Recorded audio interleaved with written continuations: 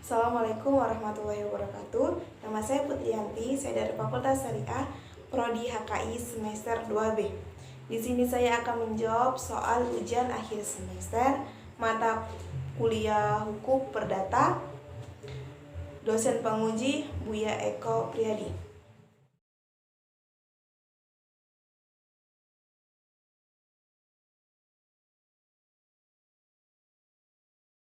Soal yang pertama adalah jelaskan pengertian benda dan hukum benda, urgensi pembendaan benda dan hukum perdata, serta hak kebendaan atau Jackie Rich atau hak menguasai atau Bezit, dan hak milik atau Eigendom.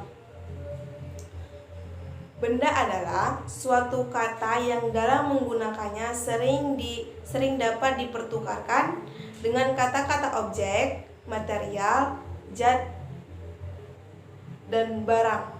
Hukum benda adalah keseluruhan peraturan yang mengatur mengenai hubungan hukum antara seseorang dengan benda yang artinya bahwa orang tidak dapat menggunakan hak-hak kebendaan baru selain yang telah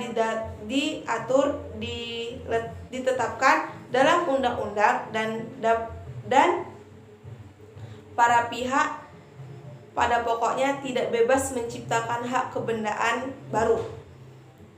Hak milik. Hak milik dalam pasal 70 ayat 1 Undang-Undang Nomor 5 Tahun 1960 tentang Peraturan Dasar-Dasar Agraria atau yang seringkali disebut UU-PA dijelaskan bahwa hak milik adalah hak turun-menurun terkuat dan terbentuk yang dapat dipunyai orang atas tanah dengan meringkat ketentuan dalam pasal 6. Hak menguasai. Undang-Undang Dasar 1945 pada bab 14 tentang perekonomian nasional dan kesejahteraan nasional, khususnya pada pasal 33 ayat 3 yang menyatakan bahwa bumi dan air dan kekayaan alam yang terkandung di dalamnya dikuasai oleh negara dan dipergunakan untuk sebesar-besar kemakmuran rakyat. Dan soal nomor 2, jelaskan yang Anda pahami tentang jaminan, pembagian jaminan umum dan jaminan khusus, serta hak-hak atas benda jaminan. Jaminan adalah tanggungan atas segala perikatan seseorang sebagaimana yang disebutkan dalam pasal 1931 KUH Perdata maupun tanggungan atas perikatan tertentu. Pembagian jaminan umum. Jaminan adalah jaminan yang terbentuk oleh undang-undang. Jaminan khusus. Jaminan khusus adalah jaminan yang timbul karena perjanjian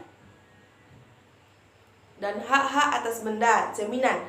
Hak-hak atas benda jaminan adalah jaminan yang lahir karena undang-undang dasar yang keberadaannya ditunjuk di undang-undang tanpa adanya perjanjian para pihak.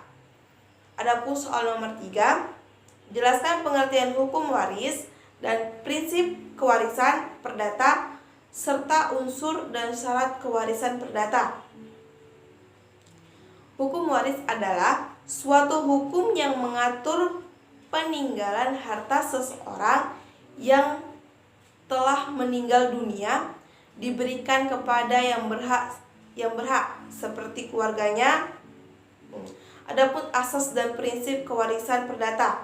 Yang pertama, keutamaan atau golongan atau istri, suami, anak, dan keturunan. Yang kedua, pergantian atau 3 orang anak. Dan yang ketiga, ahli waris dan pewaris meninggal bersamaan. Dan yang keempat, warisan tak terurus. Yang kelima, hereditatis petitio.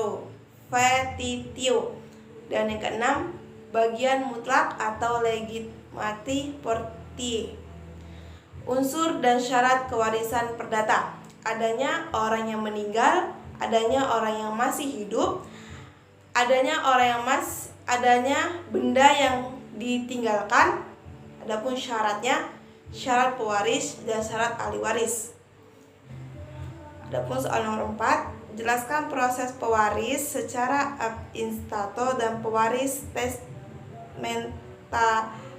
testamentarier, peraturan legislatif 40 dan bagian waris anak luar kawin.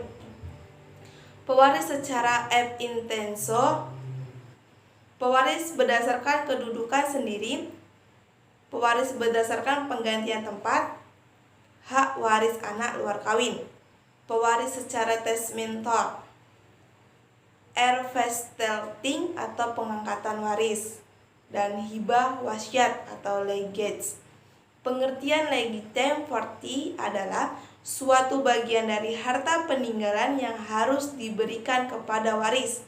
Anak luar kawin: anak adalah anak dilahirkan secara seorang ibu tetapi tidak diberikan seorang oleh pria yang berada dalam ikatan perkawinan yang sah.